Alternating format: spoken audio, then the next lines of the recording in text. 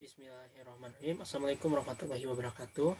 Sebelumnya, terima kasih untuk rekan-rekan yang telah menyempatkan waktunya untuk hadir dalam sosialisasi Persema nomor 3 tahun 2022 tentang musyawarah tingkat tinggi Fakultas Senat Mahasiswa Fakultas. Nah, untuk Persema 02 yang sebelumnya merupakan musyawarah tingkat tinggi Fakultas untuk DEMA dan musyawarah mahasiswa untuk pemilihan formatur DEMA. Dan untuk yang nomor 3 adalah musti untuk senat mahasiswa. Nah, latar belakangnya pembentukan Persema 03 ini adalah untuk mewujudkan musyawarah tingkat tinggi Fakultas Sains dan Teknologi yang normatif, aspiratif, dan demokratis. Ini ada bab 1 tentang ketentuan umum. Di sini menjelaskan mengenai hal-hal yang ada di Persema ya, dari pengertian musyawarah hingga panitia. Nah, untuk panitia pelaksana yang selanjutnya disebut panitia pelaksana adalah lembaga penyelenggara musti F yang diberikan tugas dan wewenang dalam penyelenggaraannya berdasarkan ketentuan yang diatur dalam peraturan ini. Untuk panitia pelaksana ini adalah staf khusus SEMA FST yang merupakan perwakilan dari HMJ yang bertugas untuk membantu jalannya operasional. Di sini ada asas ya, ada asas langsung, bebas, rahasia, jujur, adil, dan keterwakilan. Ada prinsip pelaksanaannya, ada 2 ya, tahapan persiapan dan tahapan penyelenggaraan. Tahapan penyelenggaraan dari sosialisasi Persema hingga pesanan musti. Di bab 4, sosialisasi Persema, yaitu untuk memasyarakatkan permusyawaratan yang berlaku di Fakultas Saintek. Lalu untuk sosialisasi ini bertanggung jawab bersama organisasi interkampus di lingkup Fakultas Saintek. Nah, untuk delegasi di sini ada perubahan ya. Itu di nomor 2 bahwasanya peserta yang dimaksud pada ayat 1 berjumlah 3 orang dari setiap HMJ atau DEMA yang terdiri dari 1 eksop pada 1 periode sebelumnya, 1 eksop pada periode saat ini, dan 1 orang anggota ya, pengurus untuk saat ini.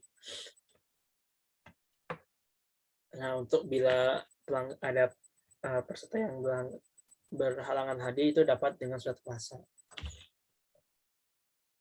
Di sini ada syarat-syaratnya ya tentang delegasi. Jadi ada pelaksana musti.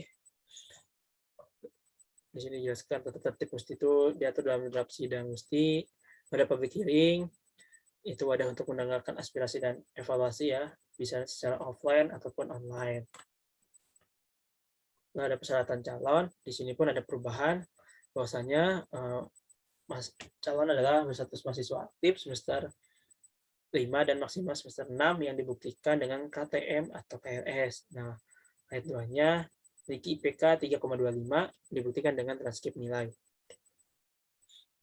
Lalu ada penambahan di ayat 5 bahwasanya pernah mengikuti orientasi latihan dasar kepemimpinan atau LDK 1 di jurusannya hingga selesai dibuktikan dengan sertifikat atau surat keterangan keikutsertaan.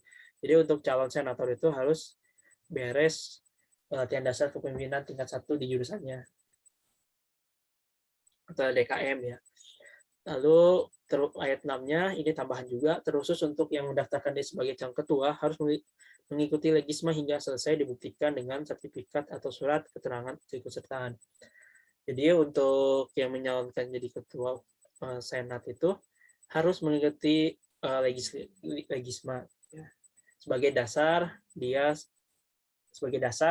untuk memimpin di ormawa legislatif.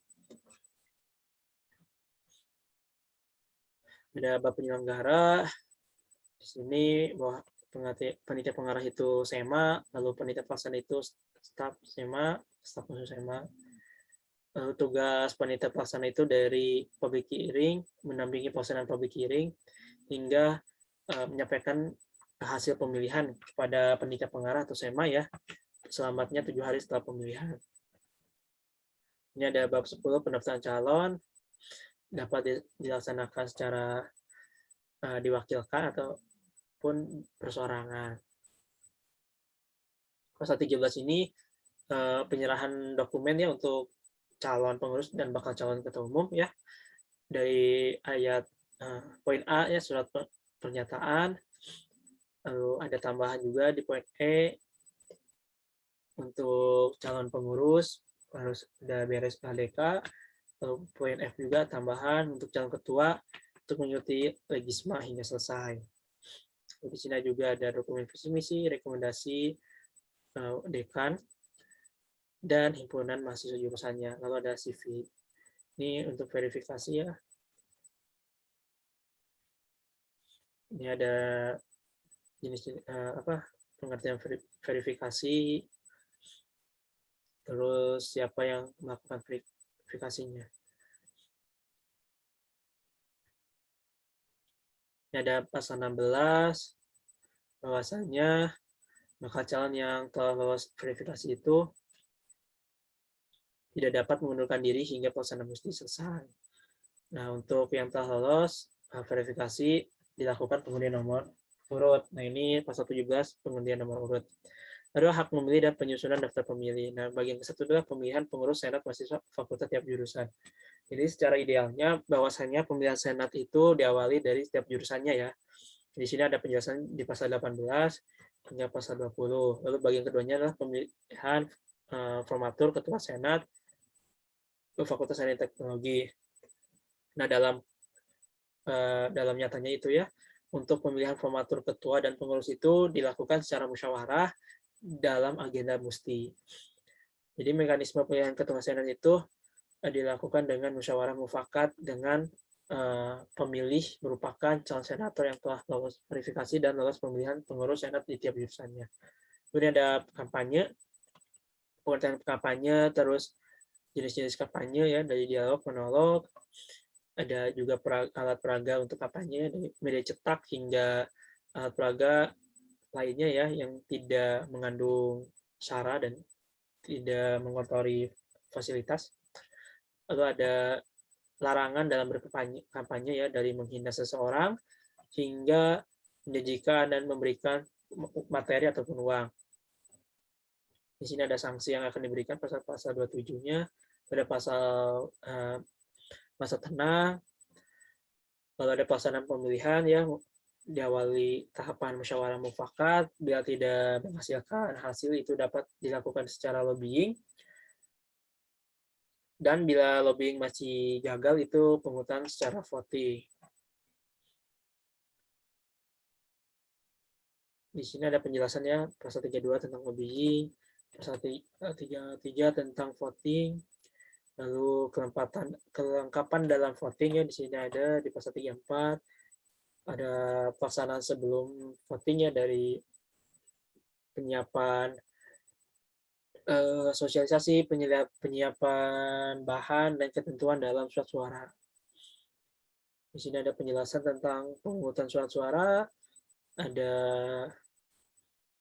penjelasan juga pada pasal 37 dalam pemungutan suara itu harus melaksanakan hal-hal sebagai berikut ya, dari membuka kotak hingga surat suara yang akan digunakan itu harus dicap oleh panitia pelaksana.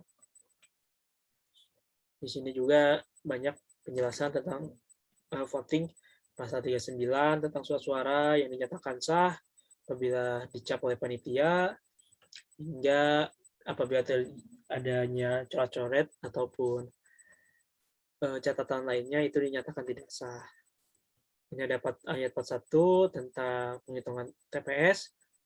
Lalu ada bab 16 penyelesaian sengketa hasil pemilihan. Nah, untuk pasal 43 ini pengertian tentang sengketa, lalu ada pasal 44 itu mekanisme dalam penyelesaian sengketa oleh SMA ya. Adapun sanksi, nah sanksi itu ada sanksi ringan, sedang, berat. Sanksi ringan itu situasi pelaksanaan tidak kondusif, tidak menyerahkan bukti fisik atau berita acara. Sanksi sedang itu apabila tidak mengindahkan sanksi ringan, lalu sanksi berat adanya manipulasi data delegasi, tidak mengikuti aturan persema, tidak mengindahkan sanksi yang sedang yang telah diberikan. Pun ada bab penutup, bahwasanya peraturan Senat Mahasiswa Fakultas Sains Teknologi ini mulai berlaku pada tanggal ditetapkannya dan akan ditinjau kembali apabila terdapat kekeliruan. Ditetapkan di Bandung Pada tanggal 14 Maret tahun 2022, Ketua Komisi Undang-Undang sama FST Arfan M. Taufik mentandatangani. Lalu ada Ketua Umum SEMA FST Risa Zulfiana mentandatangani dan dicap. Lalu mengetahui Wakil Dekan 3 Fakultas Sains dan Teknologi Dr. Haji Aep Saifullah MSI ditandatangani dan dicap. Mungkin cukup sekian dari kami. Bila ada yang ingin ditanyakan, boleh langsung di kolom chat video ini ataupun DM IG kami. Terima kasih. Wassalamualaikum warahmatullahi wabarakatuh.